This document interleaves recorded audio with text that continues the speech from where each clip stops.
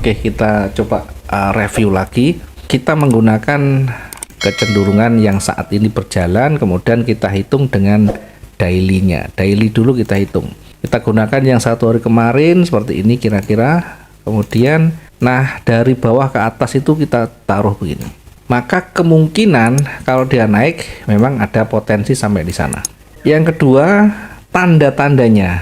Ya, kita lihat tanda-tandanya. Kemudian kalau kita amati, ini coba saya bersihkan. Coba setiap pergerakan yang ada pengaruh yang signifikan dibuat gambarnya seperti ini. Kemudian kalau ada merah, ini hijaunya sampai di sini karena sejajar, maka tidak bisa pakai. Jadi tinggal di sini. Oke. Nah, dari sini kita bisa buat begini, kita simulasikan. Hati-hati ketika sudah satu pola struktur itu terbentuk seperti ini. Nah, ini kan sebenarnya kurang satu, dia menguji area supportnya atau retest di sini. Hati-hati dengan dia mendekati di sini, sehingga di sini akan berpotensi memantul kembali dan terbentuk satu pola tren naik. 1, 2, 3, 4, yang kelima itu begini.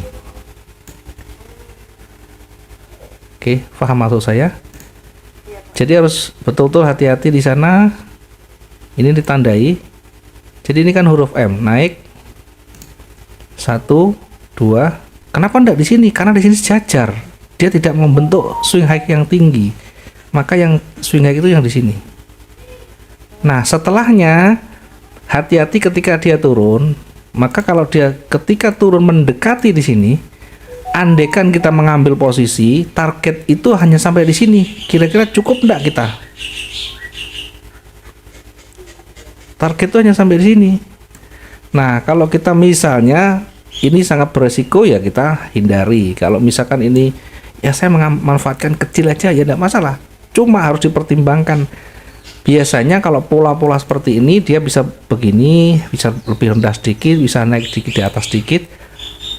Dia tidak bisa menembus, maka hati-hati dia bisa kembali naik.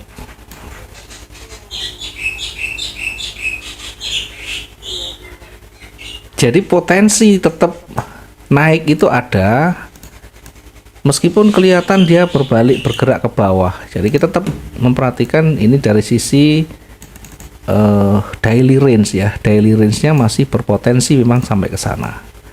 Di atas apakah ada support resisten? Nah, kita ukur dengan Fibonacci dari atas bawah. Oke, maka kita tandai kira-kira kalau dia naik kita uji di situ, kalau dia turun diuji di sini. Harusnya begitu. Kalau kita jeli sebenarnya betul-betul semuanya itu berpola, Bu ya. Berpola, hanya saja kita terkadang tidak sampai ke sana. Yang kita lihat, oh ini sudah ada tanda-tanda pembalikan. Ini sudah lebih dari setengah. Oke, itu memang syarat betul. Tapi ada aspek lain yang bisa nanti mematahkan. Termasuk breakout. Itu nanti bisa gagal ketika dia menyentuh support resistennya. Breakout itu bisa gagal ketika ada sumbu yang panjang ya. Saya contohkan satu saat breakout itu bisa gagal kalau dia ada sumbu yang panjang. Nah, oke, saya contohkan suatu saat biar kita nanti lebih berhati-hati. Meskipun dia breakout, tapi karena ada sumbu yang panjang itu bisa gagal nantinya. Oke, saya coba lihatkan yang breakout panjang tapi ada sumbunya sehingga nanti bisa berbalik tiba-tiba. Nah, ini adalah salah satu dari area resisten. Yang di atas ini ada area resisten yang cukup kuat ya, karena naik dia disentuh, turun lagi, naik disentuh, turun lagi, naik 3 kali penolakan. Maka ini disebut dengan resisten yang kuat. Dan begitu ini hijau langsung lompat. Ini breakout, jadi valid karena dia melebihi dari area resisten dan terlihat tebal. Tapi breakout ini bisa langsung gagal ketika ada sumbu yang panjang di sana. Ketika ada sumbu yang panjang. Breakout juga bisa gagal ketika menyentuh pada level berikutnya. Kalau dia menyentuh level berikutnya walaupun dia breakout bisa gagal. Ya, contohnya begini. Kalau kita lihat ini, oke, saya coba lihatkannya. yang breakout yang gagal karena mendekati area support resisten berikutnya. Oke, contohnya begini. Ini area namanya support. Kemudian di sini dia lewat, breaknya sangat tebal sekali. Breaknya tebal sekali ya. Kemudian di sisi bawah dia ada sumbu. Yang sumbu ini mendekati area breaknya. Dia kalau breakout yang di atas tapi mendekati support sebelumnya, supportnya lagi, maka ini bisa gagal.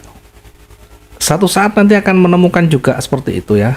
Kalau dia nanti break kemudian mendekati ya, kalau ini kita tarik, ini ada level resisten, ini ada level resisten, dia break di sana tapi menyentuh resisten sebelumnya lagi, maka ini bisa gagal. Jadi breakout itu bisa gagal karena menyentuh support resistennya. Yang kedua, karena ada sumbu yang panjang. Termasuk syarat terpenuhinya dari pembalikan ya. Ini hijau tebal kemudian merah lebih dari setengah. Merah lebih dari setengah. Ini kalau menurut syarat dia akan berlanjut. Tapi dilihat dulu kekuatannya. Kalau dia panjangnya menyentuh support lagi, maka bisa gagal. Jadi menyentuh itu bisa bodinya, bisa sumbunya. Bisa gagal dia. Jadi tidak serta-merta pembalikan itu berubah warna yang setengah. Lebih dari setengah ya. Dilihat dulu konteksnya. Karena ini setengah lebih jauh dan menyentuh lagi support berikutnya. Sehingga bisa kalah, bisa memantul kembali. Termasuk yang syarat yang kemarin itu. Nah, mungkin yang dilihat, oh ini merahnya tebal, sudah lebih dari setengah. Minimal kita terbuka lagi. Oh, ternyata begitu, harus lebih jeli lagi. Karena dia mendekati area support lagi. Dan ini berpeluang memantul. Pola ini berpeluang memantul karena terbentuk satu struktur, namanya struktur naik. Ini sudah terbentuk satu pola naik. Satu pola itu kalau naik dia seperti huruf M ya. 1, 2, 3, 4. Nah, 4 ini biasanya dia menguji di sini. Menguji area supportnya kalau dia naik. Kalau turun menguji resistennya. Jadi kalau pas di situ hati-hati kalau mengambil posisi turunnya. Karena apa? Karena ini satu pola di mana swing high dan swing low-nya menuju ke atas. Minimal 2 puncak, 2 lembah yang menuju ke atas itu adalah tren naik, sehingga bisa kembali naik begini.